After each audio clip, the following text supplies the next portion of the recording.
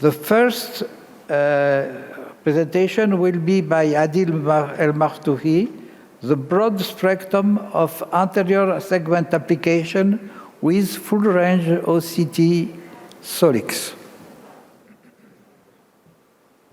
Thank you, Professor Lombroso, for introducing me.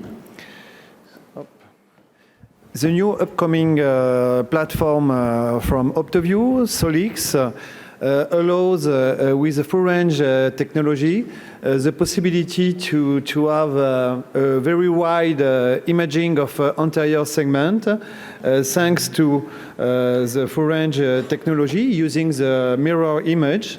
And you can have windows of 18 millimeters to 6 millimeters with additional lens for anterior segment. You can have a very easily a biometry of anterior segment. The biometry is very useful for refractive surgery before phakic IOL, and in glaucoma to quantify the involvement of the crystalline lens rise in mechanism of angle closer glaucoma.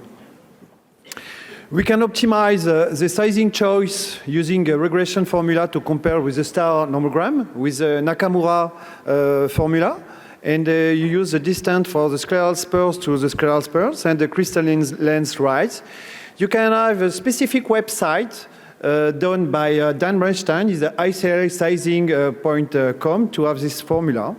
And you can answer to obtain a sufficient vaulting after ICL implantation, like in this case. And you can have easily this distance to scleral spurs and to check the vaulting after phakic IOL. You can analyze the angle here in the open angle, in the angle closer glaucoma. Here at the left in the concave iris in the pigmentary dispersion, and some cases in goniosynechia.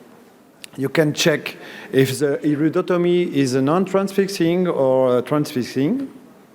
And now we can have the whole crystalline lens to the posterior crystalline lens up to the anterior crystalline lens, in this case of nuclear cataract.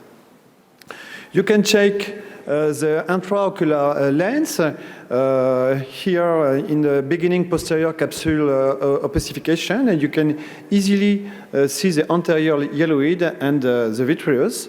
And in other cases of whitening and glistening, causing degrees of vision in this patient, and you can see here the hyper-reflectivity of this IOL. And this is another case of a roll-up posterior capsule after YAG laser. OCT may play an important role in a dry eye screening with SOLIX, with epithelium mapping, with the quantification of the tear meniscus, and now you have the possibility to have a meibomian gland imaging. In this case of patient with a history of LASIK in 2018 and a history of pre-career in 2000, and you can see here the scleral show. And in the initial stages of the dry eye, you can often see the hyperplasia.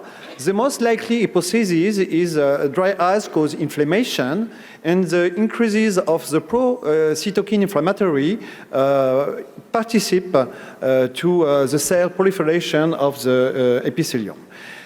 You can have the possibility to image with en face the meibom, here due to the incomplete blinking on the same case.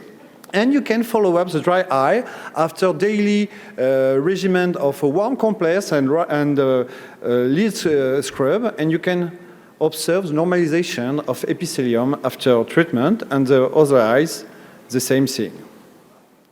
You can quantify the OCT with OCT en face. The tear film analysis is the first time. Here, a patient of history of LASIK. And look here, you can see the shadowing due to the lack of tear film, and is more pronounced on the right eye. And you have a corresponding epithelium mapping. The epithelium is more thinning in the right eye. And in this patient, we can also show abnormal visualization of corneal nerve. It's the first time you can see the corneal nerve with OCT. And OCT can be helpful for the keratoconus screening. Here, in the case of a patient with eye rubbing, in epithelium mapping in keratoconus, you observe a thinning front of the cone associated with the donous hyperplasia of epithelium, already described by Dan Runstein with Artemis. Donc now we can have the total pachymetry of 10 millimeters, epimapping of 10 millimeters, another case of keratoconus with a thinning here, and you can see, you can have the stromal mapping of 10 millimeters. And this is the corresponding corneal, classic corneal topography. You can control the vaulting after the scleral lens in keratocone to quantify the clearance of the lens and to ensure there is no contact between the lens and the cornea. And you can analyze the complication of refractive surgery, like in this case. At the left, you have a regular cut, and here you have an irregular cut during the surgery, and it still remains a piece of the lenticle here in the inferior part of the apex. And here the B-scan corresponding, and here the irregular cut. Cogan dystrophy is the most common disease after 15 years old, and with the en-face OCT, you can easily make a diagnosis of Cogan dystrophy with specific folds of basal epithelial membrane.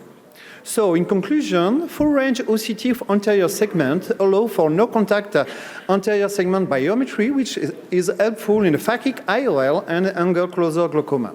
SOLIX OCT with ETM, en-face OCT, tear menisc analysis and meibomian gland imaging may play an important role in dry eye screening and follow-up. OCT now offers an objective assessment of dry eye. ETM is very helpful for keratoconus screening in combination with corneal topography, and especially in the first keratoconus, and high resolution of en-face OCT of the cornea offer a new perspective in the analysis of corneal disease as well as in the refractive surgery. Thank you for your attention.